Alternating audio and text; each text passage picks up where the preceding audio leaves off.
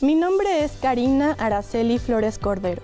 Soy maestra de Historia y les doy la bienvenida a este regreso a clases, la nueva propuesta de la Secretaría de Educación Pública para seguir aprendiendo. Les queremos recordar que todos deben lavarse continuamente las manos, no tocarse la cara, usar cubrebocas y realizar el estornudo de etiqueta. Y además de quedarse en casa. Los invitamos a unirse al reto de aprender algo nuevo cada día de una forma distinta a como estudiamos cuando estamos en la escuela. Empecemos con la sesión. El día de hoy hablaremos de los hechos y procesos históricos. Por ello tenemos como propósito de la sesión que ustedes identifiquen claramente qué es un hecho y un proceso, así como poder reconocer la diferencia entre ellos. Es necesario que tengan su cuaderno a la mano y hagan apuntes cuando lo consideren necesario. Escriban en la parte de arriba de su hoja la fecha y el título de la sesión, hechos y procesos históricos. Durante la sesión, también pueden apoyarse de su libro de texto de segundo de secundaria, concretamente en los apartados del panorama del periodo. Lo encontrarán fácilmente desde su índice. Para comenzar, me gustaría que escucharan el fragmento del libro Huesos de lagartija del autor Federico Navarrete. Esta narración nos cuenta cómo vivió Quetzalcóatl, un adolescente mexica, la caída de la gran Tenochtitlan y lo ocurrido en años posteriores. Es muy interesante, escuchen con atención. Todo esto sucedió en el día 1 serpiente del año 3 Casa, según contaban nuestros abuelos, o en el 13 de agosto, día de San Hipólito, del año del Señor 1521, como contamos los cristianos. Después de capturar a nuestro emperador, los españoles dispararon sus cañones al aire para celebrar su victoria. Ese mismo día los mexicas empezamos a abandonar nuestra ciudad. No estuvimos mucho tiempo en Culhuacán. A los pocos días, nuestro rey Cuauhtémoc, que ahora era prisionero del capitán Cortés y obedecía sus órdenes, llamó a todos los mexicas. Y nosotros volvimos desde los 4 rumbos y nos establecimos de nuevo donde habían estado nuestras casas. Entonces los nuevos triunfadores decidieron que querían vivir en el corazón de nuestra ciudad, sobre sus ruinas. Construimos nuevas casas para los españoles. El templo de nuestro dios Huitzilopochtli quedó enterrado bajo una capilla para el dios español. De tanto oír las órdenes de los capataces, empecé a comprender la lengua de los españoles. Después, hablaba con los comerciantes y les preguntaba cómo se decía esta o la otra cosa. Cuando los principales del barrio vieron que hablaba la lengua de Castilla, me encargaron que fuera su traductor y mensajero. Las cosas cambiaban continuamente en nuestra ciudad, pues con los años llegaban más y más españoles a México. Establecieron sus tiendas en el centro de la ciudad. Me embelesaba al pasar frente a ellas y admirar las cosas que vendían. A todos los maestros nos interesa que nuestros alumnos sean unos lectores constantes, por lo que, si te gusta nuestra propuesta, podrás leer el libro completo ya que forma parte de los libros del Rincón. La lectura anterior nos muestra cómo un hecho histórico cambia el curso del desarrollo de un pueblo y de un país. Y es ahí donde radica la importancia de saber qué son los hechos y qué diferencia existe con un proceso histórico, ya que estos son los ladrillos con los que el historiador inicia la construcción de su versión de la historia. Pero no solo ellos. A ustedes también les sirven para formar su propia versión de la historia, la de su familia, su comunidad, su país o el mundo. Para iniciar con el tema de hoy, reflexionen sobre la siguiente pregunta. ¿La pandemia del COVID-19 es un hecho o un proceso histórico? Para poder responder esta interrogante, lo primero que debemos hacer es saber qué es un hecho histórico, así como algunas características que nos permiten identificarlos. Un hecho histórico es un evento único e irrepetible, es decir, que solo ocurre una vez y no se repetirá jamás. Por ejemplo, El día que nacieron no se puede volver a repetir. Un hecho histórico ocurre en un lugar y tiempo específicos. Siguiendo con el ejemplo, no pueden nacer en dos lugares distintos al mismo tiempo. Un hecho histórico también provoca cambios importantes en el desarrollo de un pueblo, país, continente o el mundo entero. Quizá digan, mi nacimiento no cambió nada, ni siquiera mi colonia o pueblo, pero sí cambió el desarrollo de su familia.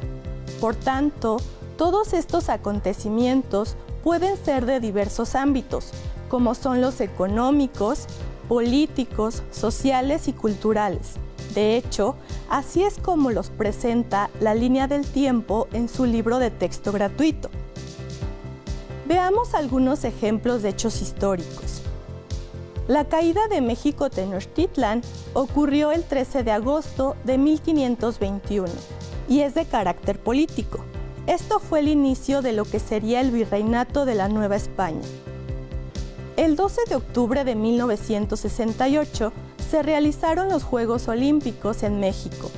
Estos Juegos, los primeros en llevarse a cabo en un país en vías de desarrollo, por consiguiente, este hecho puede ser considerado de carácter cultural, así como político.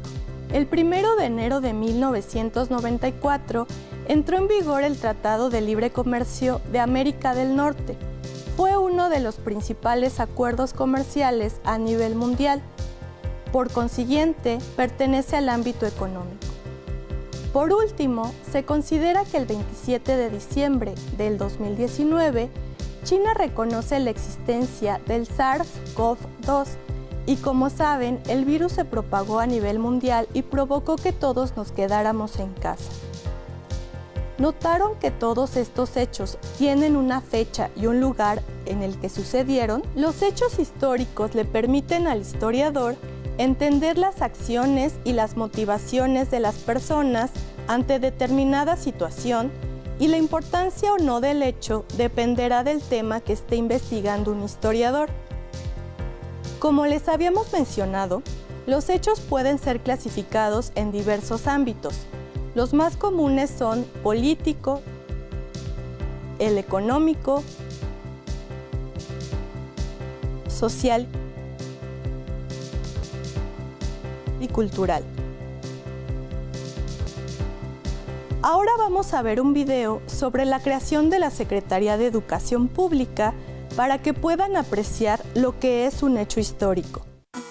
Hoy celebramos el 99º aniversario del decreto firmado por el presidente Álvaro Obregón, bajo la tutela de José Vasconcelos, por el que se crearía la Secretaría de Educación Pública.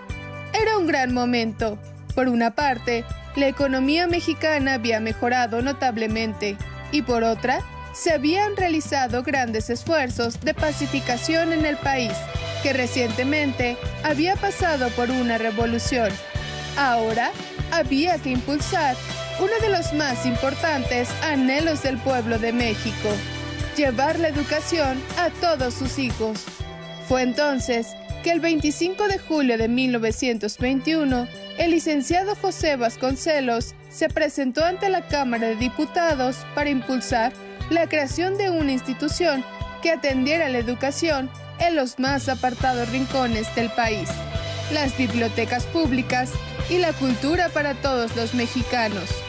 Posteriormente, se publicó en el Diario Oficial de la Federación y la creación de la Secretaría de Educación Pública se había materializado jurídicamente.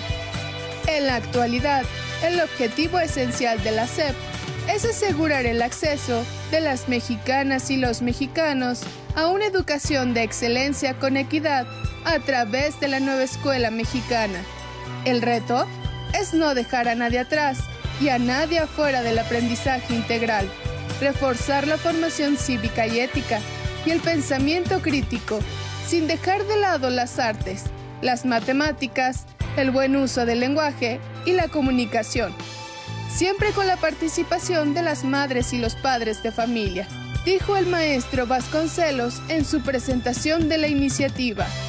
Es necesario establecer una dependencia federal cuyas funciones civilizadoras lleguen no solo a una porción privilegiada del territorio, sino a toda la República, necesitada de un extremo a otro, de la acción del poder público y de la luz de las ideas modernas. Mantengamos viva la filosofía de don José Vasconcelos, enfocada a fortalecer el espíritu dentro de un marco nacionalista. Y recordemos que lo mejor de la educación está por venir. Para México, la creación de la Secretaría de Educación Pública significó un hecho histórico notable que dio forma al México contemporáneo. Ahora revisemos qué es un proceso y sus características. Un proceso es una serie de hechos sucesivos relacionados entre sí, que se convierten en causa y consecuencia unos de otros. Solo se pueden estudiar en su totalidad cuando se considera que el proceso ya concluyó y pueden ser de corta, mediana o larga duración. ¿Pero a qué nos referimos cuando hablamos de duración? Un proceso es de corta duración cuando se identifican acontecimientos muy puntuales que a largo plazo son observados como parte fundamental de un cambio. Por ejemplo, cuando Hernán Cortés conoce a la Malinche, cuando llega a Veracruz y la victoria sobre los mexicas. Todos esos hechos juntos forman un proceso que podemos llamar la conquista de México. La corta duración se desarrolla en días, semanas, meses o incluso años. Los procesos de mediana duración son los que se desarrollan en lustros o décadas. Por ejemplo, todo el periodo de la Primera Guerra Mundial. Por último, la larga duración se refiere a estructuras sociales que mantienen y se modifican de forma muy lenta. En apariencia se mantienen a pesar de cambios relevantes como son las guerras. Pueden traspasar varias etapas históricas y aunque parecieran inmutables, no lo son. Un ejemplo de esto puede ser la agricultura, que la encontramos desde Mesoamérica hasta nuestros días. La larga duración se puede medir a partir de siglos. Si continuamos con el ejemplo de su vida, entonces un proceso sería el conjunto de hechos que han pasado de su nacimiento hasta el día de hoy. Empecemos por su nacimiento, la fecha en que caminaron por primera vez, cuando les salió el primer diente, su ingreso a preescolar, a la primaria y secundaria. Ese conjunto de hechos que están relacionados entre sí permiten analizar su historia personal. Realicemos ahora un ejercicio sobre los procesos históricos. En la pantalla observarán diversos procesos. Anótenlos en su cuaderno y al lado de cada uno deberán colocar si dichos procesos son de corta, mediana o larga duración. ¿Listos? Comenzamos.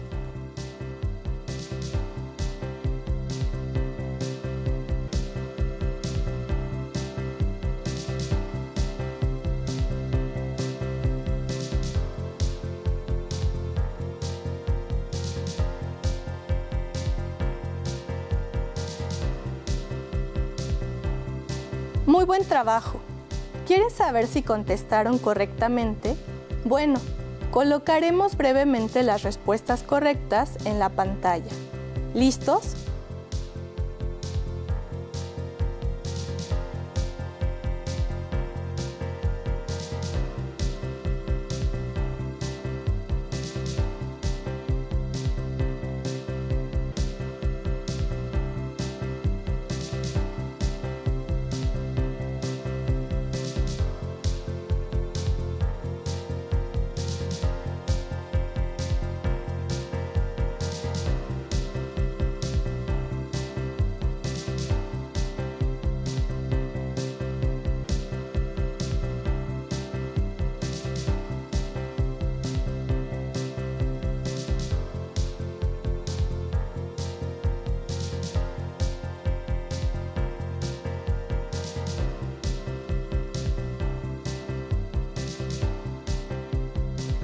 Esperamos que hayan tenido correctas todas sus respuestas.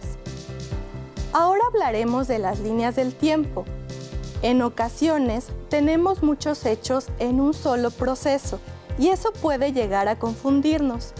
Por ello es que utilizamos las líneas del tiempo. Las líneas del tiempo presentan la información de manera ordenada cronológicamente, tanto hechos como procesos históricos, y por su forma gráfica nos ayudan a identificar rápidamente la duración de los mismos. Al mismo tiempo, podemos identificar cambios, continuidades y simultaneidad con otros hechos y procesos. Es una gran herramienta que vienes utilizando desde primaria. En su libro de texto tienen diversas líneas del tiempo. Ahí pueden identificar los hechos históricos. Recuerden que tienen una fecha específica y no se repiten. En cuanto a los procesos, al ser estos de corta, mediana o larga duración, los pueden identificar encerrados en un recuadro, lo que facilita poder calcular su duración. ¿Identifican cuáles son los hechos y procesos que aparecen en pantalla? Los hechos están en color amarillo y verde, los procesos en amarillo, morado y rojo. ¿Los identificaron?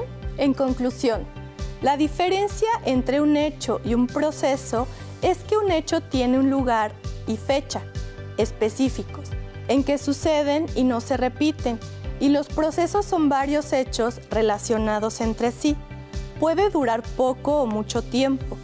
Además, puede suceder en lugares distintos. Observen el siguiente resumen de la clase de hoy. Ahora ya tienen elementos suficientes para contestar la pregunta inicial. ¿La pandemia del COVID-19 es un hecho o un proceso histórico? Efectivamente, es un proceso en el que aún estamos inmersos y nos ha afectado tanto que pertenece al ámbito social, económico, político y cultural. Este proceso se desarrolla en todo el mundo y hasta el momento es de mediana duración. ¿Y de este proceso pueden identificar una secuencia de hechos? Tenemos muchos hechos nacionales e internacionales. Dentro de los que podemos resaltar, tenemos el primer infectado en China, el día que llegó el virus a Europa, el primer caso en México y esperemos que pronto tengamos en esta serie de hechos el descubrimiento de la vacuna. Antes de despedirnos, queremos dejarles un reto. Queremos que le presenten a sus familiares una línea del tiempo que incluya hechos y procesos de todas las personas que habitan en su casa. La duración de la línea del tiempo dependerá de las personas mayores que habiten con ustedes. Por ejemplo, si mi abuelita vive conmigo y nació en 1900, en esa fecha deberán iniciar su línea del tiempo. Deberán incluir momentos importantes como fueron bodas, nacimientos, fiestas, graduaciones, inauguración de algún negocio, cuando compraron un carro o una televisión. Tendrán que recurrir a todos sus familiares y así descubrirán que algunos eventos son muy importantes para ellos y tal vez ustedes no lo sabían. Si pueden, ilustren su línea del tiempo con fotografías o dibujos. Este tema lo pueden encontrar en el trimestre o bloque 1 de su libro de texto de segundo de secundaria, en la secuencia correspondiente a cómo se construye la historia. Utilicen su índice para identificarlo más fácilmente. Los hechos y procesos históricos los encontrarán prácticamente en cualquiera de sus otras asignaturas. Pongan mucha atención y cuando encuentren una fecha estarán ante un hecho que da inicio, forma parte o concluye con un proceso histórico.